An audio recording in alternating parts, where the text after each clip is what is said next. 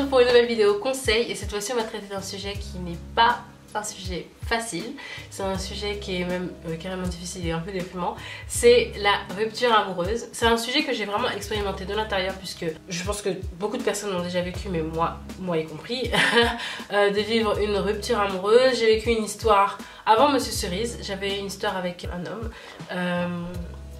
que je peux considérer comme étant une belle histoire. Qui a été très intense, une belle passion, voilà, et qui s'est terminée de manière assez violente pour moi puisque j'ai été plaquée. J'ai mis presque 2 ans à m'en remettre, aujourd'hui ça fait 5 ans que c'est terminé, et en fait je peux dire que j'y pense toujours, pas que j'en souffre encore, mais on va dire que je l'ai en tête, que c'est quelque chose qui fait partie de moi. Et donc je voulais vous donner aujourd'hui des conseils pour pouvoir passer au-dessus, pouvoir se reconstruire, pouvoir arrêter de pleurer, pouvoir arrêter d'y penser jour et nuit, et pouvoir se dire qu'on peut vivre et être heureuse seule, et se dire qu'on peut vivre aussi une nouvelle histoire d'amour et aimer et accepter d'être aimé encore, voilà, en passant au-delà de cette rupture. Donc c'est pour ça que je vous présente donc plusieurs conseils pour pouvoir se remettre d'une rupture amoureuse. C'est parti.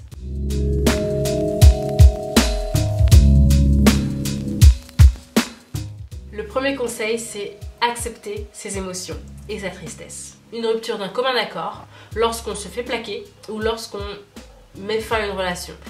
Si c'est une relation qui a compté pour nous, c'est quelque chose de très difficile à vivre. Et donc pour moi, le premier conseil, avant toute chose, c'est d'accepter d'avoir mal. Une rupture, c'est un deuil relationnel, voilà, tout simplement. Et il faut accepter de passer par une période de grande tristesse. Pour espérer aller bien, il faut accepter d'avoir mal. On vit dans une société où on a tendance à vouloir enterrer ses émotions, mais il faut pas. Il faut vraiment pleurer tous vos soucis, c'est ce dont vous avez besoin.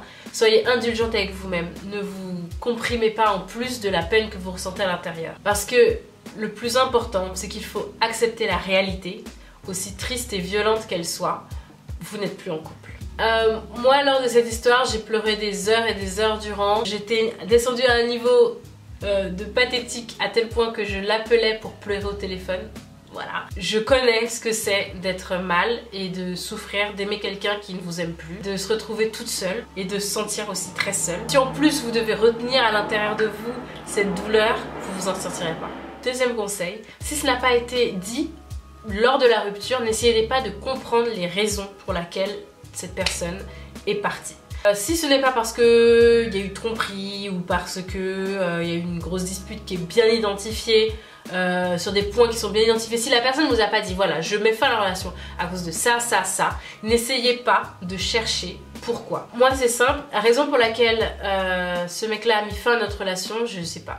Jusqu'à aujourd'hui, j'en ai aucune idée. Ça me détruisait de l'intérieur d'essayer de comprendre pourquoi. Qu'est-ce que j'avais fait de mal?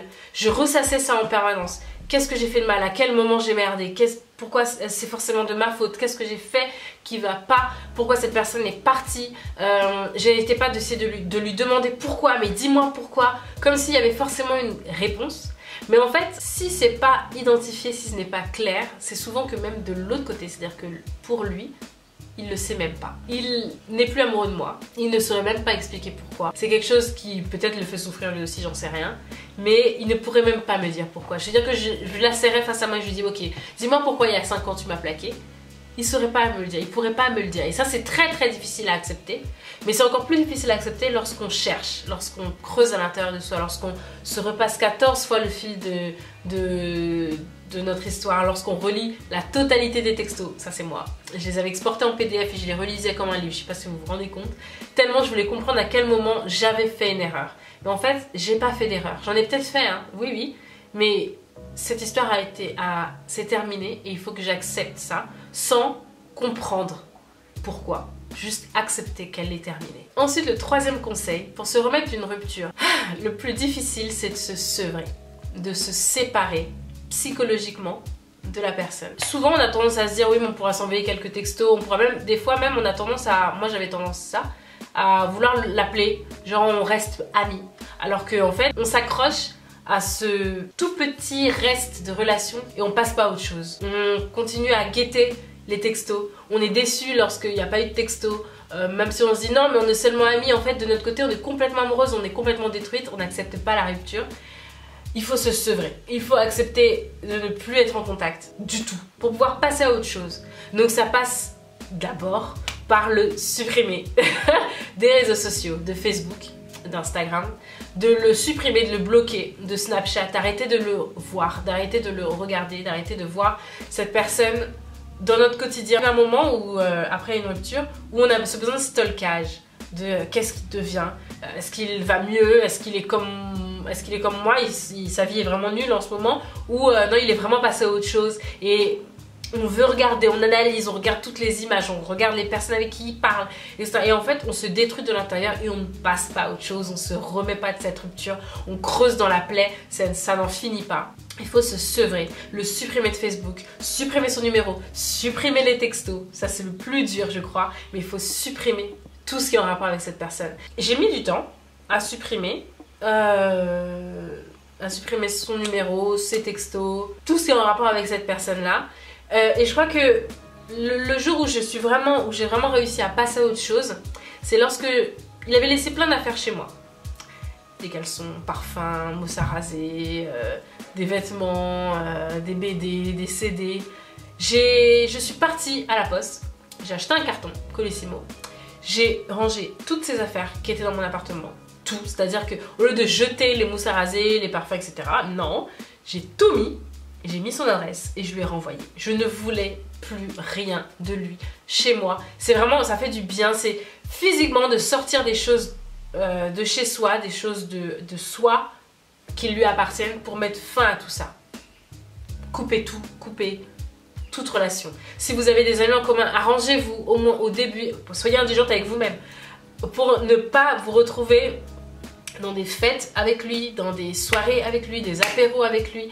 Ça rend tout beaucoup plus compliqué, tout beaucoup plus dur, surtout si vous souffrez de cette rupture-là. C'est quelque chose qui est très violent à faire, c'est très difficile, c'est très difficile, même physiquement difficile. Mais il y a quelque chose qui m'a aidée pour m'empêcher de lui écrire, m'empêcher de lui dire ce que j'avais besoin de lui dire. Je lui écrivais, mais j'envoyais jamais les lettres. De coucher sur papier des choses, en fait, on se rend compte qu'on s'écrit surtout à soi-même.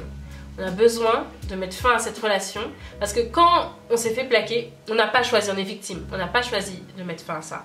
Et lorsqu'on couche sur papier, on met des raisons, on lui écrit cette peine, on lui écrit cette douleur, sans jamais lui envoyer évidemment, parce qu'on va prendre contact avec lui.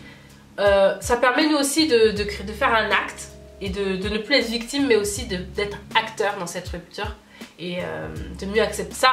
Ça vient après, c'est qu'il ne faut pas que votre douleur devienne un compagnon. Lorsque je vous ai dit au début de sortir cette douleur de vous, de pleurer, de ne pas intérioriser, très vite, la douleur, non mais je me sens pas bien, non mais j'ai eu une rupture, etc. Ça devient une seconde nature. Et en fait, la douleur de la rupture devient un moyen d'être toujours en contact avec cette personne. C'est très pervers en fait finalement. On se dit je ne suis plus avec lui mais je suis avec l'absence de lui. Je suis avec cette rupture de lui. Je vis avec cette rupture. On y pense tellement tout le temps que c'est comme si cette rupture était collée à nous. Comme une tâche qui était toujours sur nous. Et on en fait un truc. Les soirs, on se remet dans un état un peu bizarre il me manque, on va regarder des photos, on va s'accommoder de la douleur, on va en faire un compagnon. Et ça, il faut surtout pas. Surtout pas, surtout pas, surtout pas. Prenez soin de vous. Prenez soin de vous à l'intérieur. Et prenez soin de vous en général. Trouvez-vous une activité qui vous fait plaisir à vous, qui est en dehors de ce que vous pouviez faire lorsque vous étiez en couple avec cette personne. Qu'est-ce que vous aimiez faire avant d'être avec cette personne? Est-ce que c'était écrire? Est-ce que c'était colorier? Est-ce que c'était chanter? Est-ce que c'était sortir avec des copines? Est-ce que c'était aller au restaurant? Est-ce que c'était cuisiner? Faites-le pour vous, parce qu'en fait vous le méritez. Vous avez besoin de ça, de vous retrouver vous toute seule. Choyez-vous, faites-vous plaisir, renouez avec vous-même en dehors de cette personne. Mettez-vous, prenez une feuille et dites-vous qu'est-ce qui me fait plaisir à moi. Parce qu'en fait on se rend pas compte, mais lorsqu'on est dans une relation, on fait beaucoup de compromis. C'est quelque chose aussi qui fait que le couple fonctionne. Et on finit par se fondre un peu dans l'autre. prendre les habitudes de l'autre, etc. en oubliant que c'est pas forcément des choses à soi. Et donc, lorsque vous n'êtes plus avec cette personne-là, réapprenez à être avec vous-même. Donc, réapprivoisez-vous, refaites vos belles, allez chez le coiffeur, changez de coupe de cheveux si ça vous dit, reprenez possession de vous-même. Reprenez conscience de vous-même, êtes-vous, soyez vous-même pleinement, sans l'autre. Pas à cause de l'autre, pas parce qu'il est parti, juste je suis moi, je suis moi. Voilà. Moi je sais que c'est YouTube qui m'a aidé tout simplement à passer à autre chose de ma relation avec lui. Et en fait YouTube c'était un nouveau canal, c'était une autre chose, c'était autre chose et ça a animé ma créativité. J'ai pu vous faire des nouvelles vidéos, tout simplement commencer cette chaîne et faire des vidéos, pouvoir vous parler, me trouver une nouvelle passion, pouvoir créer des nouvelles choses et voilà. Typiquement c'est quelque chose qui m'a aidé à me remettre de cette rupture et essayer de faire vis-à-vis de vous-même en fait tout simplement. Vous devez réussir à vivre avec vous-même parce que la seule personne avec laquelle vous allez passer le reste de votre vie c'est vous-même. Ça au moins vous en êtes sûr. Moi je suis pas sûre que Monsieur Cerise et moi ça durera jusqu'à la fin de ma vie, j'espère, c'est ce que je souhaite, mais on n'en est pas sûr. Par contre, le fait que je vais rester moi jusqu'à la fin de ma vie, ça, je peux en être sûre. Le meilleur ami que vous pouvez avoir dans la vie, c'est vous-même. Prenez soin de vous. Et ce que je voulais vous dire, c'est que lorsque cette personne vous a plaqué, on oublie souvent de se dire que cette personne vous a rendu votre liberté. Tout simplement. Lorsque vous réapprenez à vivre en étant vous-même, ce qui fera que... qui passera, qui cicatrisera, qui permettra de vous remettre de cette rupture, tout simplement, c'est le temps. Il n'y a pas de magie, les filles. Moi, lorsqu'on me disait ça et que j'ai fini cette histoire-là, je me disais... Et qu'on me disait, le temps fera, laisse le temps au temps, je me disais, ils comprennent pas, j'ai vraiment trop mal, c'est genre une plaie béante à l'intérieur de moi. Et en fait, le temps aide. Le temps, le temps, le temps, le temps, le temps. Lorsqu'il y a de plus en plus de temps qui vous sépare de cette rupture, vous cicatrisez tout doucement. Voilà, le temps c'est comme l'éosine sur une plaie, ça cicatrise tout doucement, tout doucement, tout doucement. Et puis lorsque vous êtes finalement bien en vous-même, bien toute seule, bien célibataire, lorsque vous êtes retrouvée, lorsque vous avez retrouvé des passions, lorsque vous êtes de nouveau vous et en fait tout simplement lorsque vous avez réussi à passer à autre chose, tout simplement vous êtes de nouveau dispose pour une nouvelle histoire et c'est ce qui m'est arrivé et c'est ce que je vous souhaite. Donc voilà les filles, n'hésitez pas en commentaire à me donner votre avis sur les conseils que je vous ai donnés, j'espère que ça pourra en aider certaines. Je ne suis pas du tout une experte, c'est que en fonction de ce que moi j'ai vécu, en fonction de ce que j'ai pu traverser, la manière dont moi je m'en suis sortie, que je peux vous donner ces conseils là aujourd'hui. N'hésitez pas à me le dire, à me parler en commentaire si vous avez envie, à vous abonner à ma chaîne parce que ça me fait super plaisir de vous voir de plus en plus nombreuses par ici sur Cerise Daily. Une belle communauté cerisette je trouve. Et puis je vous dis à très vite pour une nouvelle vidéo. À bientôt.